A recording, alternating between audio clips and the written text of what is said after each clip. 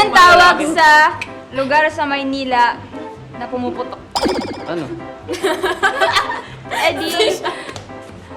Alabang. Bang! Ay! Uy, nakangiti siya. Sabi niya kanina.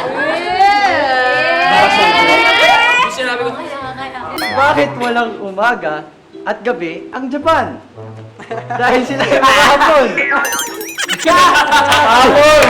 Anong oras mo yan? Hapon! Hindi man nanonood ngayon. Ay, tumataas si MJ. Anong tawag sa isdang? Kalimutan ko.